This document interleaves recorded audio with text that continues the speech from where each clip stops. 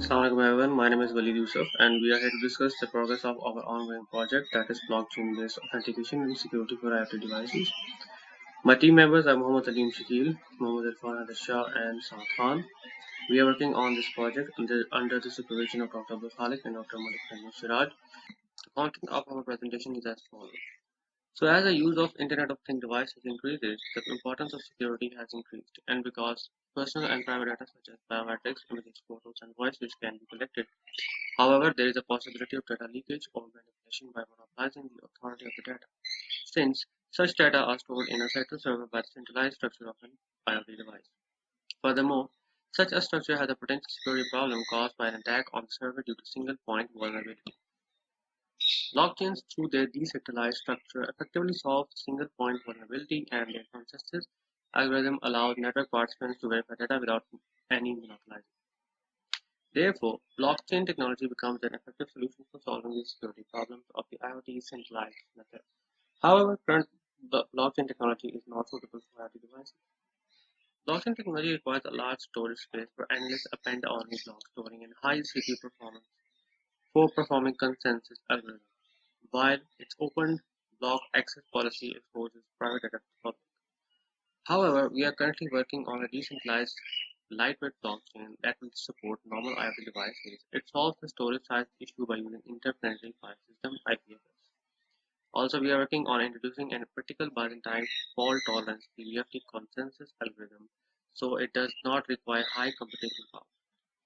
And lastly, data privacy will be assured by allowing only authorized users to access data through the public key encryption using PKI.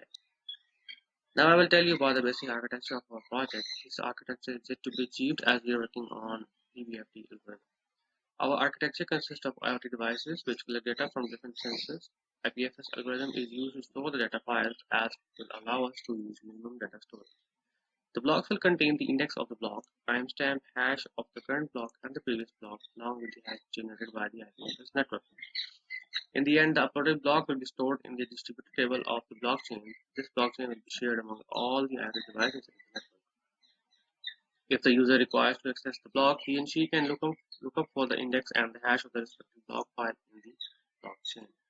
Now my friend Alim will tell you about the major outcome. Assalamu alaikum. My name is Muhammad Aleem, and now I'm going to present that why blockchain technology is better than other REST technologies. Blockchain is basically a decentralized system, which means that it doesn't have a server computer for saving the data. While in other REST technologies like the old client server architecture, there always a server computer. And if somehow other person managed to hack that server computer, the data lost wouldn't be recovered easily, while there is no such scenario in this blockchain. In blockchain, all participants of all the data. So if someone managed to hack one system, the other systems have the record of the data and can be recovered very easily. So there will be equal access of data to every device in that network. Now, the major outcomes and the benefit of the blockchain for the society. So, coming to industrial benefits, in no time, blockchain has created a deserving space in the fields of automotive, banking, and financial services, government fields, healthcare department, telecommunication, and even in travel and transportation. So, in reducing the fraud, ensure the data privacy, traceability, and enhance customer services. Blockchain has to prove to be the one solution in all these departments. Educational outcomes for educational impact. Blockchain can improve the educational system in many ways. The technology is perfect for securing information storage, sharing, and networking. With the help of this advanced system, many processes has become faster, easier, and safer. It fills the gap in credentialing, copyright protection, and efficient communication. These standard processes will surely benefit from blockchain very soon. Now, quantifiable outcome. So, specifically, I describe the project outcome specifically in this quantifiable outcome. So, the first step is we have created the blocks of the data we have stored.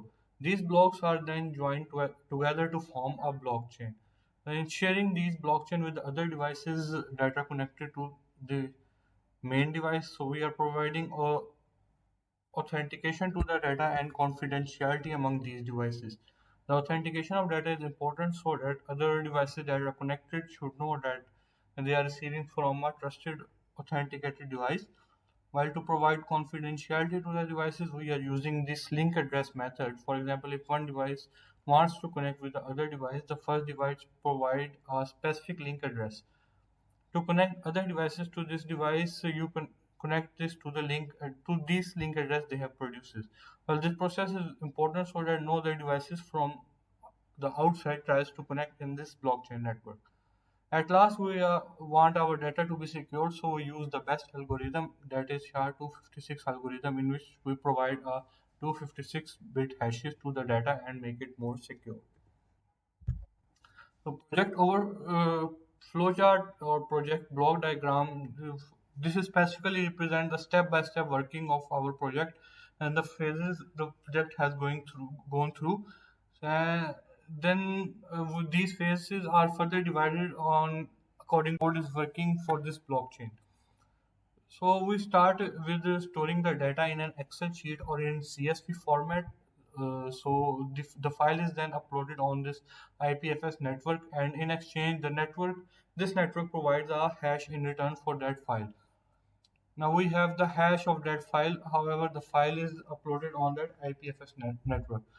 So once hash is generated, then we connect to this IoT. We connect all the IoT device together and set up the link between them using the TCP connection. Although we are working we are currently on TCP connection, but although we are working on to move it on to P2P or peer-to-peer connection, which is a much better terminology.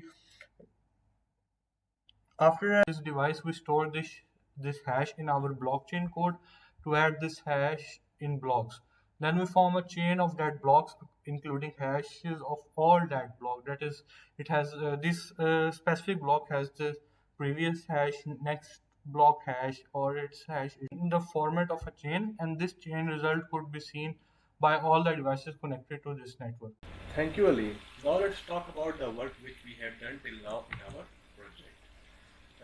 Initially, we analyzed peer, then we had reviewed articles, and then we created our breakdown structure through which we had implemented our project.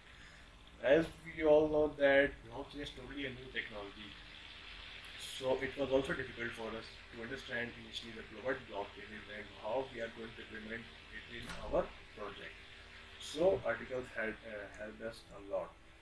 So after reading the articles, we have created a blockchain program using a highly skilled language, which is Go language. It can also be implemented in other languages, but as Go language is a new language and it is also easy to understand Go language, so we have used Go language.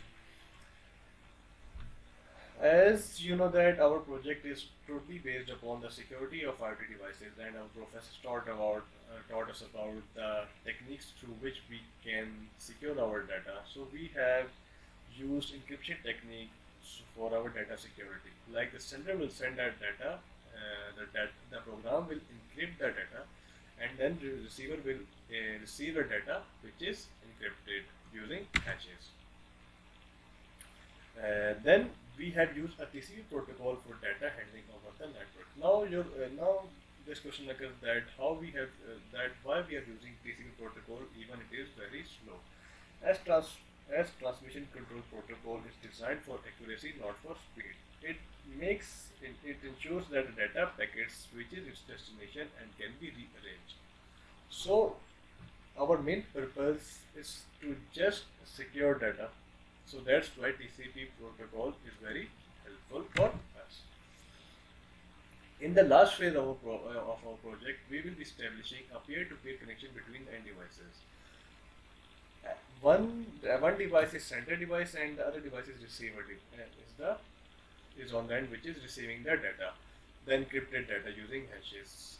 We have done it almost. We have done it, but we are going to implement this, and we have almost established a peer-to-peer connection between the end devices. We are in the last phase of this. And after doing this, we will be just implementing the whole project on a single IoT device, which is Raspberry Pi, to give it a hardware. Assalamu alaikum. I'm Irfan Haider. Now coming to work distribution among the members, we are a team of 4 friends and we help each other in every task of project. But we also have distributed the major portion so that we meet our deadline on time without any major hiccups. Walid and Aleem are working on software-based portion. Saad and I did the research work and also working on the report writing parallelly. This is the work breakdown structure of our project, that how we intend to accomplish the main task step by step. In project initiation and planning part, we looked into the scope and budget parameter of the project. After this comes the execution part. For that we studied different literature and article regarding blockchain and prepared workflow draft of the project. Software execution of project is the major and the core part of project, as it includes creating blockchains and implementing IPFS, and it took huge effort for implementation. Since we are almost done with this part now, we intend to move on to the hardware execution and the testing of prototype and hope to complete this before the final deadline. This is the Gantt chart of our project that is clearly showing that we are meeting our deadline set for specific task on time. For the reference, these are few literature surveys that we study for better understanding. Coming to the conclusion, there are three main security requirements that need to be addressed by any security design, namely confidentiality, integrity, and availability, known as CIA. Confidentiality makes sure that only the authorized user is able to read the message. Integrity makes sure that the sent message is received at the destination without any change, and availability means that each service or data is available to the user when it is needed. IoT security is gaining a lot of attention these days from both academia and industry. Existing security solutions are not necessarily suited for IoT due to high energy consumption and processing overhead. And to also achieve the CIA, blockchain provides the best solution, which we have already discussed with you.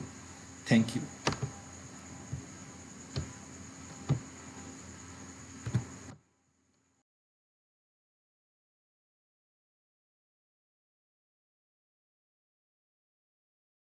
First of all, data is collected in an Excel file. Data can be numerical values, images, videos, or even just audios. Before uploading it on the IPFS network, we have to fire it up. It is done by running the command IPFS init in the command line. This will initialize the IPFS network to avoid a device. After that, IPFS add command is used to add the data file on the IPFS network.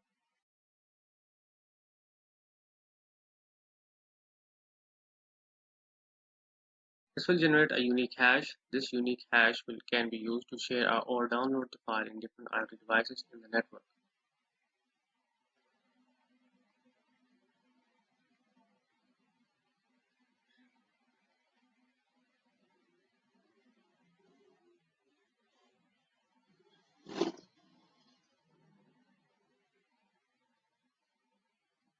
After the IPFS has been initialized, we will run our blockchain by using the command go run main.go in the directory where we have stored our programming files. Since we are using TCP protocol right now, the TCP port will be receiving all the actions that are being performed. Now let's fire up another command line and using the command nc localhost 9001 to connect to the TCP server. This will create a connection between the nodes. Now if I enter the hash of the file we just generated, a new block will be created in the blockchain, as you can see, with its index number and all the hashes mentioned.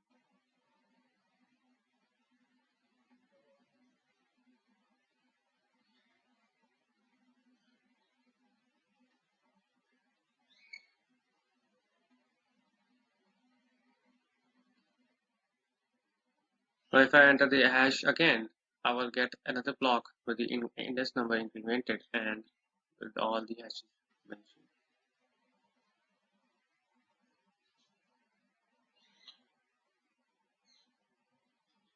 Now let's create another node and do the same process again.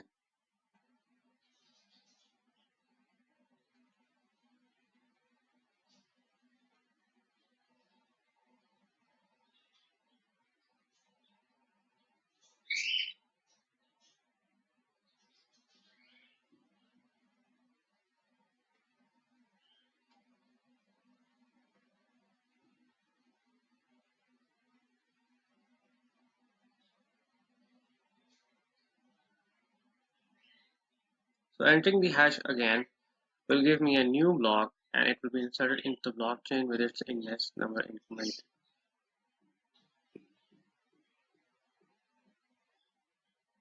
Also, the previous hash has been retained and the new hash has been generated for the block.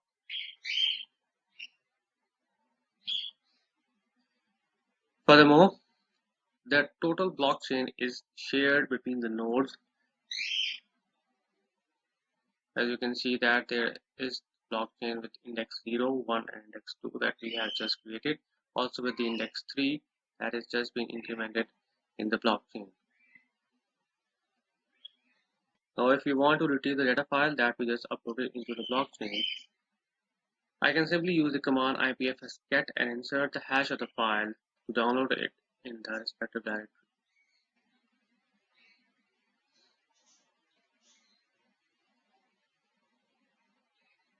Thank you.